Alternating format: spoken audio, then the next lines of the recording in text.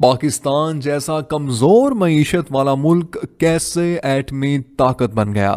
Doctor Abdul Qadeer Khan کس کی درخواست پر پاکستان آئے؟ آپ کی تنخواہ کتنی مقرر ہوئی اور پہلی تنخواہ کتنے عرصے بعد ملی؟ ایٹم بم کے خالق اور معروف پاکستانی سائنسدان ڈاکٹر عبدالقدیر خان ہندوستان کے شہر بھوپال میں ایک پشتون گھرانے میں پیدا ہوئے۔ آپ نے 15 برس تک یورپ کے اعلیٰ تعلیمی اداروں میں تعلیم حاصل کی۔ ہالینڈ سے ماسٹرز آف سائنس اور بیلجیم سے ڈاکٹریٹ آف انجینئرنگ کی اسناد حاصل کی۔ ڈاکٹر عبدالقدیر خان شادی سے پہلے تک جرمنی میں ہی مقیم تھے۔ آپ کی زوجہ کا تعلق ہالینڈ سے تھا، لہٰذا انہوں نے بھی ہالینڈ جانے کا فیصلہ کر لیا۔ ہالینڈ میں انہوں نے ڈیلف یونیورسٹی میں داخلہ لیا۔ یہاں یہ بات قابل ذکر ہے کہ ڈیلف یونیورسٹی میں ہالینڈ کے مقامی طلبہ کو بھی ڈگری حاصل کرنے کے لیے کئی سال تک تحقیق اور مشکل ترین مراحل سے گزرنا پڑتا ہے، مگر ڈاکٹر عبدالقدیر نے یہاں بھی اپنی بے مثال ذہانت کا لوہا منوایا اور 80% سے زیادہ نمبر حاصل کر کے ماسٹر آف انجینئرنگ کی ڈگری حاصل کی اور ریکارڈ قائم کر دیا۔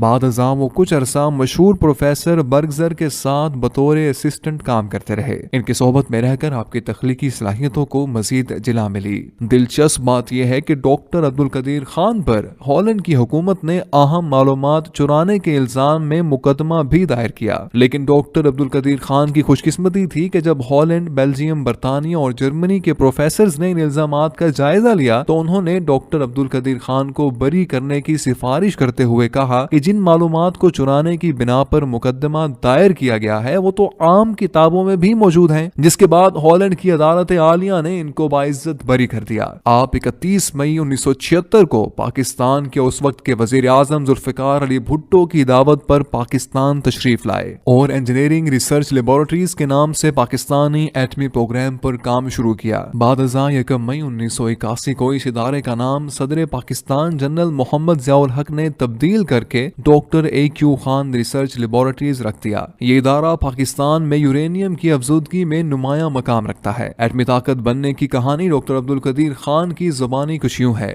ڈاکٹر صاحب کہتے ہیں کہ جب میں دسمبر 1975 میں پاکستان آیا تو وزیر اعظم ذوالفقار علی بھٹو نے یہ درخواست کی کہ میں واپس نہ جاؤں اور پاکستان کے ایٹمی پروگرام پر کام کروں، لہٰذا وطن عزیز سے اپنے جذبہ محبت کی وجہ سے میں سب کچھ چھوڑ کر بیرون ملک سے پاکستان آیا۔ بہت ہی قلیل تنخواہ پر کام کیا اور ان گنت مشکلات اور سازشوں کا سامنا کیا، لیکن ہمت نہیں ہاری۔ عزم مصمم کے ساتھ پاکستان کو ایٹمی قوت بنانے اور اس کے دفاع کو ناقابل تسخیر بنانے کے لیے پرعزم رہا اور اپنی ٹیم کے ساتھ نہایت کم عرصے میں پاکستان کو ایٹمی قوت بنا دیا۔ میں نے اربوں ڈالرز کی ٹیکنالوجی پاکستان کو مفت فراہم کی۔ مجھے ایٹامک انرجی کمیشن میں مشیر لگا دیا گیا اور میری تنخواہ 3000 روپے مقرر کی گئی، جو مجھے 6 ماہ بعد ملی۔ مختلف طرح کی رکاوٹوں کی اطلاع وزیر اعظم ذوالفقار علی بھٹو کو ہوئی تو بھٹو صاحب جو اس وقت لاہور میں تھے انہوں نے مجھے فوراً بلا لیا۔ میں نے حقائق سے آگاہ کیا تو کہنے لگے مجھے 2 دن دے دیں، میں حالات ٹھیک کر دوں گا۔ 2 دن بعد مجھے جنرل امتیاز کا فون آیا کہ شام 5 بجے آغا شاہی کے دفتر میں میٹنگ ہے۔ میں پہلی مرتبہ آغا شاہی غلام اسحاق خان اور AGN قاضی سے ملا۔ دوسرے دن پھر بلایا اور یہ کہا کہ میرے مشوروں کو قبول کر لیا گیا ہے، کل سے یہ پروگرام علیحدہ ہوگا اور میں اس کا سربراہ ہوں گا۔ پھر ٹھیک 2 دن بعد بھٹو صاحب نے میٹنگ بلا لی اور خوش آمدید کہنے کے بعد مجھ سے کہا کہ بتاؤ کیا چاہیے۔ میں نے کہا کہ فوج کی کور آف انجینئرز کی ایک ٹیم چاہیے۔ جنرل ضیاء الحق جو اس وقت آرمی چیف تھے اور میٹنگ میں شریک تھے، انہوں نے کہا کہ وہ کام کر دیں گے۔ بعد ازاں جنرل ضیاء الحق نے جب اختیار سنبھالا تو اس کے 3 ماہ بعد ہی انہوں نے ایٹمی پروگرام کو اول ترجیح دینا شروع کر دی اور مہینے میں کم از کم 2 مرتبہ ضرور وہ اور جنرل ضامن نقوی مجھ سے تفصیلی ملاقات کرتے تھے۔ 1979 کے وسط میں مغربی ممالک کو ہمارے پروگرام کی بھنک پڑ گئی۔ جنرل ضیاء اور غلام اسحاق خان صاحب کو بڑی فکر ہوئی کہ سامان کی درآمد پر پابندی سے ہمارا پروگرام بند نہ ہو جائے، لیکن اتنا ضرور تھا کہ 1981 کے اواخر میں ہم نے بہت ترقی کر لی تھی اور ہمیں یقین تھا کہ ہم بہت جلد کامیابی حاصل کر لیں گے۔ ڈاکٹر قدیر خان نے یہ بھی لکھا ہے کہ جب کوہٹا میں ریسرچ لیبارٹری زیر تعمیر تھی تو وہ سہالہ میں پائلٹ پروجیکٹ چلا رہے تھے۔ انہی ایام کی بات ہے کہ اس وقت کے فرانسیسی فرسٹ سیکرٹری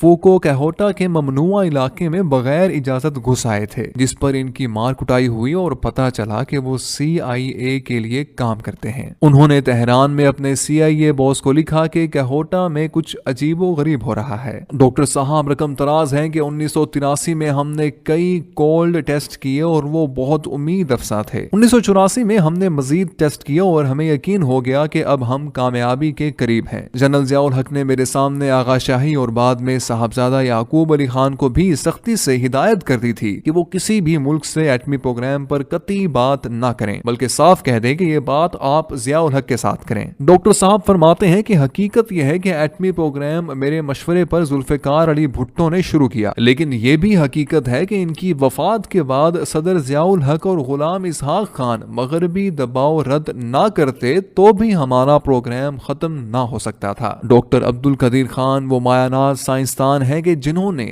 8 سال کے انتہائی قلیل عرصے میں انتھک محنت اور لگن کے ساتھ ایٹمی پلانٹ نصب کر کے دنیا کے نامور نوبل انعام یافتہ سائنسدانوں کو بھی ورطۂ حیرت میں ڈال دیا۔ 28 مئی 1998 کو آپ نے بھارتی ایٹمی تجربوں کے مقابلے میں حکومت وقت سے تجرباتی ایٹمی دھماکے کرنے کی درخواست کی۔ بالآخر وزیر اعظم میاں محمد نواز شریف نے چاغی کے مقام پر 6 کامیاب تجرباتی ایٹمی دھماکے کیے۔ اس موقع پر ڈاکٹر عبد القدیر خان نے پورے عالم کو پیغام دیا کہ ہم نے پاکستان کا دفاع ناقابل تسخیر بنا دیا ہے۔ یوں آپ پوری دنیا میں مقبول عام ہوئے۔ سعودی مفتی اعظم نے عبد القدیر خان کو اسلامی دنیا کا ہیرو قرار دیا اور اس وقت سعودی حکمرانوں نے پاکستان کے لیے خام حالت میں تیل مفت فراہم کرنے کا فرمان جاری کیا۔ مغربی دنیا نے پروپیگنڈے کے طور پر پاکستانی ایٹم بم کو اسلامی بم کا نام دیا، جسے ڈاکٹر عبد القدیر خان نے بخوشی قبول کیا۔ پرویز مشرف دور میں پاکستان پر لگنے والے ایٹمی مواد دوسرے ممالک کو فراہم کرنے کے الزام کو ڈاکٹر عبد القدیر نے ملک کی خاطر سینے سے لگایا اور نظر بند رہے۔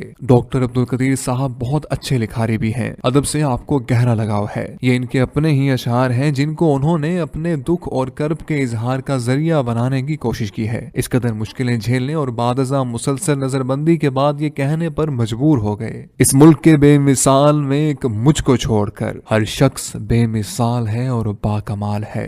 گزر تو خیر گئی ہے تیری حیات قدیر، ستم ظریف مگر کوفیوں میں گزری ہے۔ اگر یہ کہا جائے تو بے جانا ہوگا کہ قائد اعظم محمد علی جناح نے پاکستان بنایا اور ڈاکٹر عبد القدیر خان نے اس کا دفاع ناقابل تسخیر بنایا، گویا ایک بنانے والا اور دوسرا استحکام بخشنے والا ہے۔ 1993 میں کراچی یونیورسٹی نے ڈاکٹر عبد القدیر خان کو ڈاکٹر آف سائنس کی اعزازی سند سے نوازا۔ 14 اگست 1996 میں صدر فاروق لغاری نے ان کو پاکستان کا سب سے بڑا سول اعزاز نشان امتیاز دیا، جبکہ 1989 میں ہلال امتیاز کا تمغہ بھی ان کو عطا کیا گیا۔ آپ نے 150 سے زائد سائنسی تحقیقاتی مضامین بھی لکھے ہیں۔ ڈاکٹر عبد القدیر خان ایٹمی سائنسدان ہونے کے ساتھ ساتھ انتہائی رحم دل اور انسانیت کا دم بھرنے والے انسان ہیں۔ وہ انسانیت کی خدمت کے لیے بھرپور کردار ادا کرنے کا جذبہ رکھتے ہیں۔ ڈاکٹر عبد القدیر خان نے اسی جذبے کے تحت پاکستان کے دوسرے بڑے شہر لاہور میں ڈاکٹر AQ خان ہسپتال کے نام سے بنیاد رکھی ہے۔